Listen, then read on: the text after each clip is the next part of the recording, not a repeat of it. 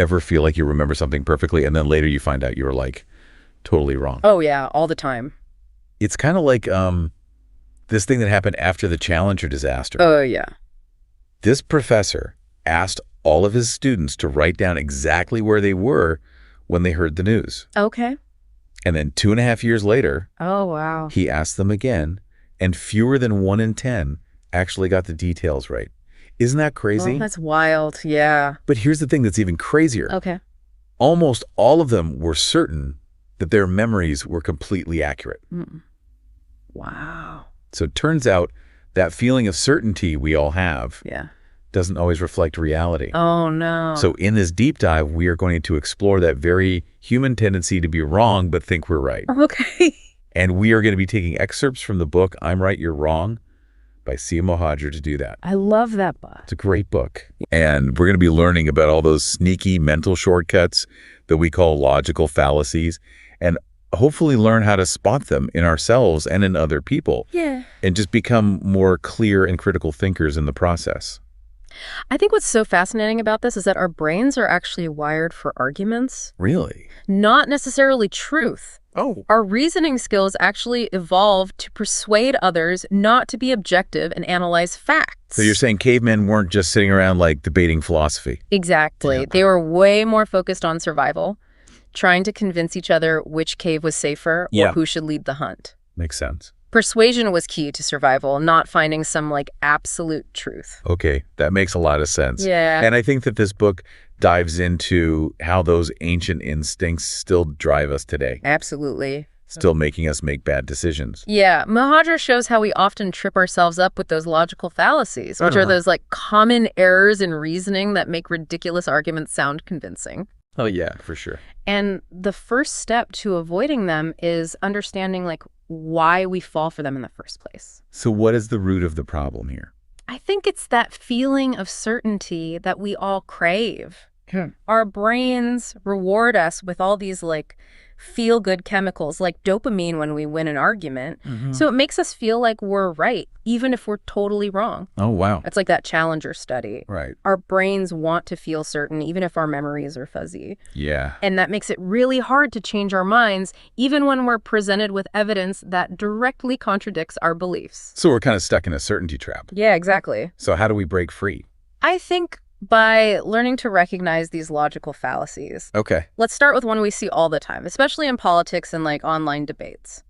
The ad hominem. Okay. That classic move of attacking the person instead of the argument. Oh, like when someone says you can't trust anything, she says she's a convicted felon. Exactly. Instead of engaging with the actual argument, they attack the person's character, trying to discredit them and make your argument seem less valid. Right. It's such a distraction tactic. Yeah. And speaking of distractions, there's another one, the two-quoque fallacy. Oh, yeah. Which is basically like the you-too defense. Right. You deflect criticism by pointing out that the other person is guilty of the same thing. Yeah. Like if someone accuses you of speeding, and you're like, well, you were speeding last week. Right. Yeah. It's totally irrelevant to the original argument. It's a way of just shifting the focus away from the issue at hand and avoiding accountability. And it works a lot of the time. And sadly, it often works. Yeah. People think two wrongs make a right or something. Yeah.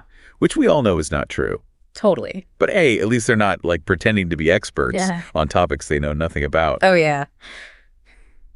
Which brings us to the appeal to authority fallacy.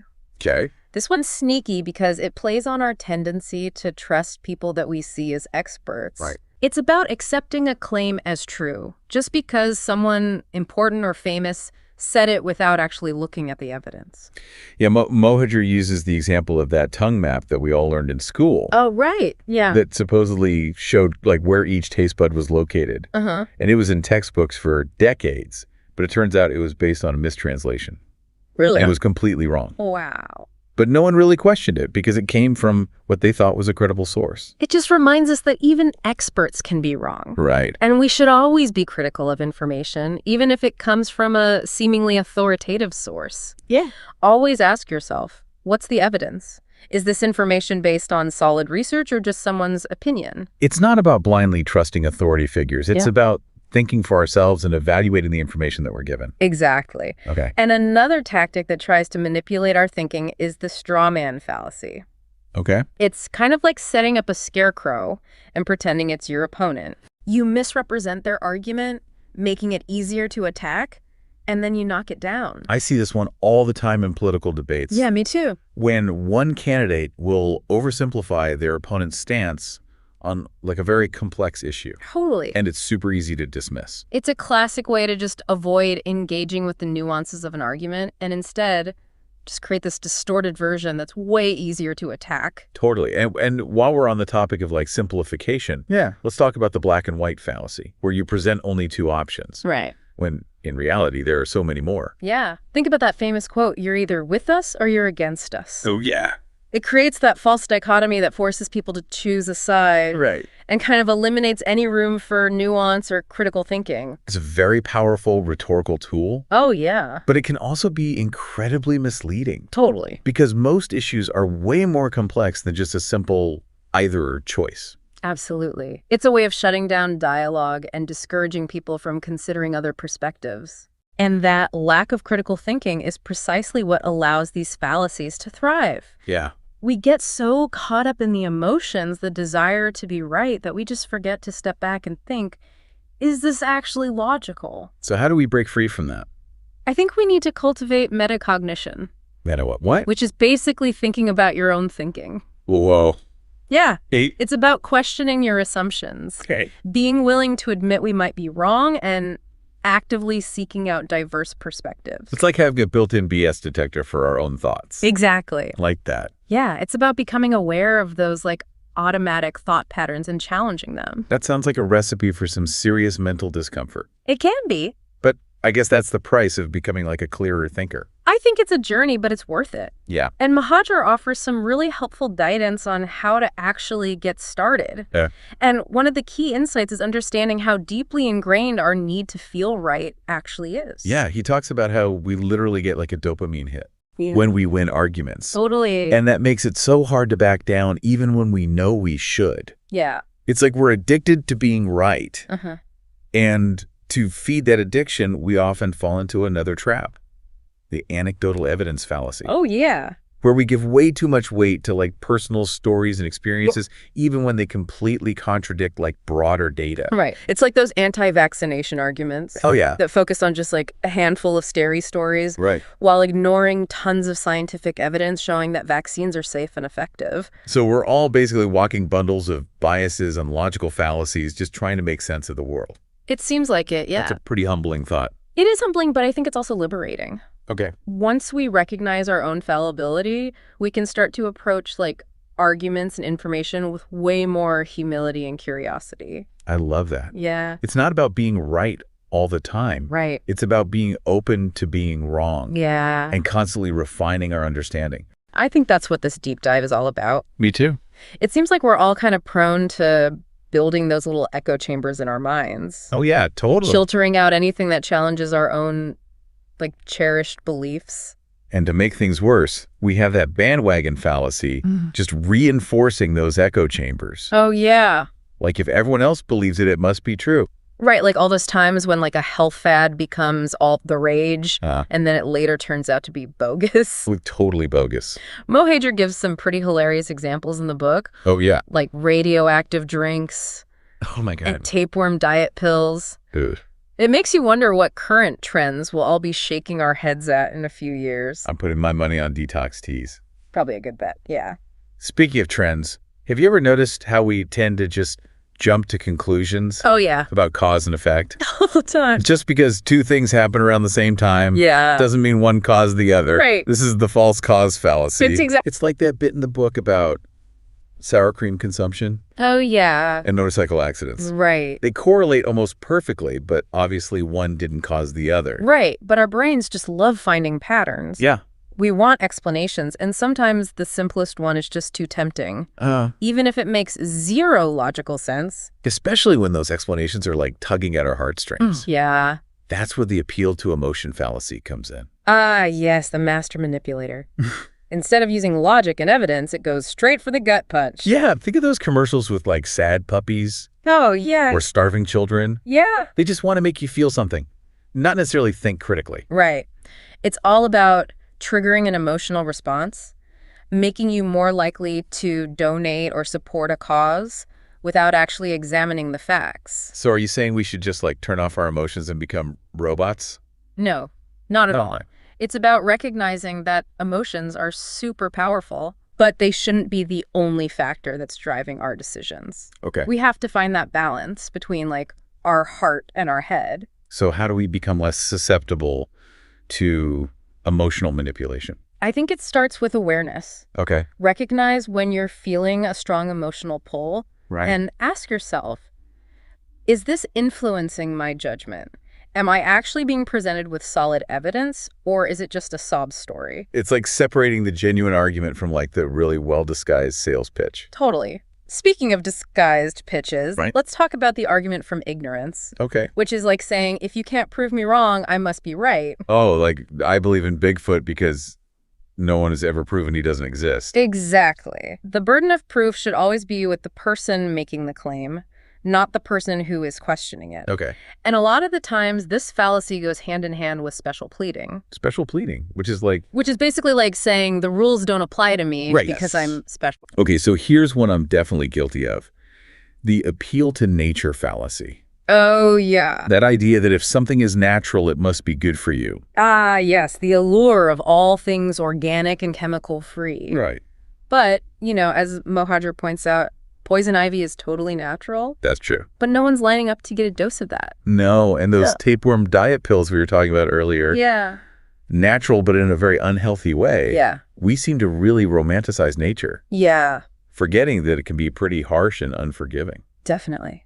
It's important to remember that natural doesn't automatically equal good. Yeah. We have to evaluate things based on evidence and logic, Okay. not just this vague sense of what feels natural. So nature gave us sunsets and bunnies, but also poison ivy and mosquitoes. Exactly. What about when people try to like find a middle ground Yeah. between two extreme positions? Yeah, it can be kind of tricky. Yeah. Because sometimes one side is just like flat out wrong. Right. And compromising just muddles the water and gives credibility to false ideas. Right. This is the middle ground fallacy. Like saying, let's agree to disagree when one person's arguing the earth is flat. Right, that's not a compromise. That's just bad science. Exactly. And speaking of bad arguments, disguised as clever questions. You're thinking of the loaded question fallacy, right? I am, yeah. It's like that classic example, have you stopped beating your wife yet? Right. No matter how you answer. Yeah, you're trapped. It's like a rhetorical trick Yeah, to put someone on the defensive. right, and make them look bad regardless of their actual stance. It's like sneaking in an assumption under the guise of an innocent question. Right, and that's why it's so important to be vigilant. Yeah. When a question feels loaded, call it out for what it is. Okay. Don't let yourself be cornered into a false dichotomy. I like that. Okay, good. Speaking of distorting reality, Oh, yeah. the next fallacy is all about manipulating data. Oh. What's that one where you like draw the target around the bullet holes after you've already shot? Oh, you're talking about the Texas sharpshooter fallacy. I am. It's all about cherry-picking data Right. to support a conclusion that you already had while ignoring any evidence that might contradict it. Yeah. Mohajer uses the example from World War II, Oh, right. where Londoners thought German bombs were deliberately missing certain neighborhoods, Oh, yeah, I remember that. and they suspected those buildings housed spies. Interesting. But it turned out the bombing patterns were totally random. Just random. Yeah. It just goes to show how easily we can be fooled by randomness. Yeah, for sure. Our brains are always looking for patterns, Yeah. even when they don't exist. We see what we want to see, Yeah. even in the chaos. Okay. Let's wrap up this part of the deep dive with one final fallacy. Okay. What about when people use, like, circular reasoning to support their arguments? You mean like begging the question? Yeah, begging the question. Where the conclusion is already assumed in the premise? Exactly. It's like that classic example. Why is Bob so dumb? The question itself presumes that Bob is dumb Yeah. without offering any actual evidence. It's just a way of making the argument seem self-evident Right. when it's actually based on an assumption that hasn't been looked at. Right. And it can be a really subtle way to just shut down critical thinking. Totally. It's like trying to define a word by using the same word in the definition. It gets you nowhere. So how do we escape this circular trap? I think by just developing the habit of questioning your own assumptions. Okay. Ask yourself, why do I believe this? What evidence do I have? And am I actually willing to consider other viewpoints? Right. It takes a conscious effort to break free from those, like, ingrained thought patterns. It's like we're rewiring our brains to be more discerning. Exactly. And less prone to accepting things at face value. Yeah, and the more we practice this kind of self-reflection, the better we become at actually spotting these fallacies, not just in other people, but also in ourselves. And that's what truly empowers us to think more clearly and have better conversations. Yeah, and make better decisions. Right. Wow, we've really covered a lot of ground in this deep dive into logical fallacies. Yeah, it's like we've been on like a mental scavenger hunt. Totally. For flawed reasoning. And I gotta say, even after like learning all this stuff, I still catch myself falling for these tricks sometimes. That's totally normal. Is it? Oh yeah, remember these biases are like super ingrained in how we think? Right. It takes a while, it takes practice to actually like rewire those habits. Yeah, it's like our brains are constantly trying to look for those shortcuts. Even if they lead us to the wrong conclusions. Exactly. And that's why cultivating critical thinking is so important. Okay. It's about developing the awareness to kind of pause and question our automatic thought patterns. Mohajer calls it metacognition, right? Right. Thinking about our own thinking. Yeah. It's like becoming the observer of our own minds. And that's where the real power lies. Once we can observe our thoughts, we can start to detach from them and evaluate them more objectively. Yeah. So instead of being swept away by emotion or bias, we can make space for logic and reason. That makes a lot of sense. Yeah. But how do we actually put this into practice? Yeah. Because it's one thing to understand these fallacies like in theory. Right. But it's way harder to catch them in the heat of the moment. Totally. Especially when we're like emotionally invested. Exactly. One of the simplest but most effective techniques is to just slow down. Okay. When you feel that surge of I'm right, you're wrong, that's your cue to just like hit the pause button. It's like taking a mental breath before you react. Exactly. That pause allows us to engage those critical thinking skills. Right. Ask yourself like, okay, what assumptions am I making? What evidence do I actually have? And am I truly open to hearing another perspective? That last one is so key, isn't it? Oh yeah, absolutely. If we're not willing to even entertain the idea that we might be wrong, then we're just shutting ourselves off from learning and growing. Exactly. It takes humility to admit we might not have all the answers and that our understanding is always evolving.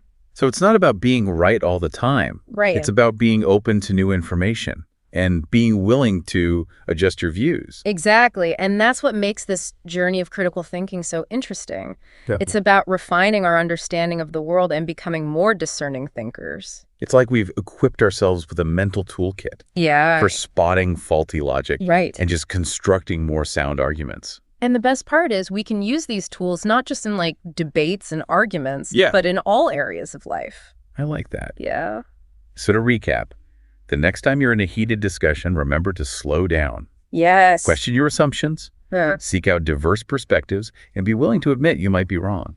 And most importantly, approach the conversation with curiosity. Okay. And a genuine desire to understand, not just to win. Because ultimately, it's not about proving who's right or wrong. Right. It's about coming together to get closer to the truth. I love that. Well said. Well, on that note, we'll wrap up this deep dive into the fascinating world of arguments and logical fallacies. It's been a journey. It has been. Yeah. Remember, the path to becoming a more critical thinker is a journey, not a destination. It's about constantly reflecting and challenging your own biases. Right. And striving to be just more informed and discerning. So keep exploring. Yeah. Keep questioning and keep those mental BS detectors activated. Absolutely. Until next time, happy deep diving, everyone.